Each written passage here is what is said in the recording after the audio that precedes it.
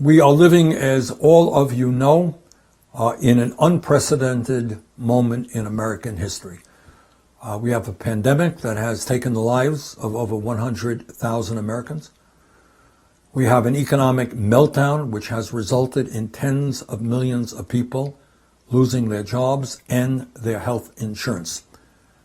And on top of all of that, we have a president of the United States who obviously has never read the Constitution in his life and is moving this country into a more and more authoritarian direction.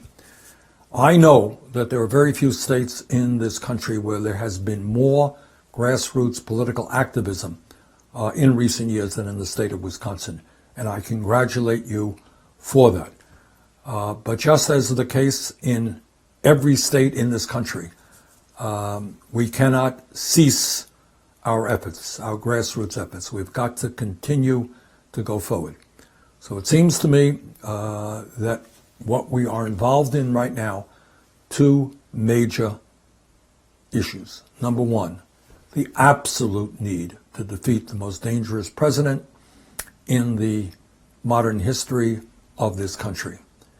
And that is that I know that there are folks within the Democratic Party who will have differences of opinion on this issue and that issue. And I certainly am one who does have differences with many others.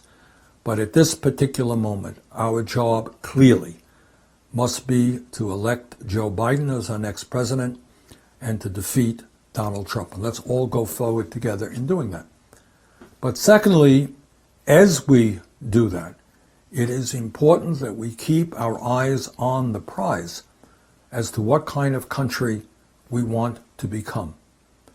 And in that regard, I urge all Democrats to fight to make sure that we have an economy that works for all of us, not.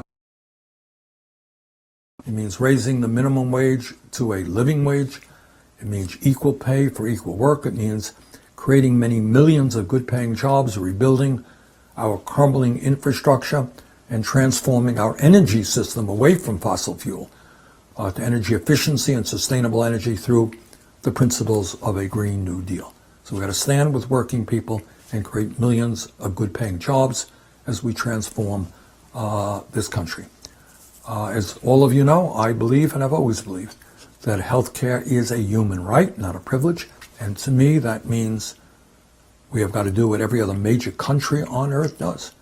Guarantee to every man, woman, and child, regardless of income, comprehensive health care.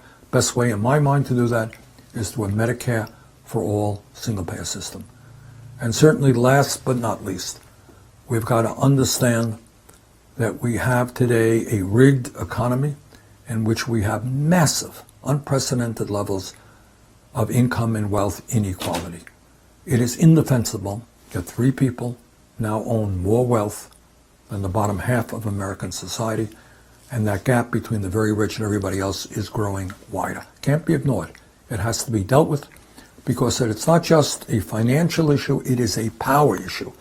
For those who have the wealth, they have the power, the economic power, and they have the political power. So this is an issue that we must deal with.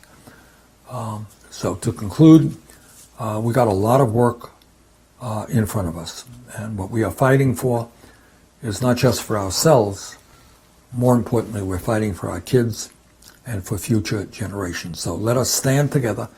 Let's go forward. Let's defeat Trump. Let's transform our society so that we have an economy and a government and an energy system and a healthcare system, etc., that work for all of us and not just a few. Thank you all.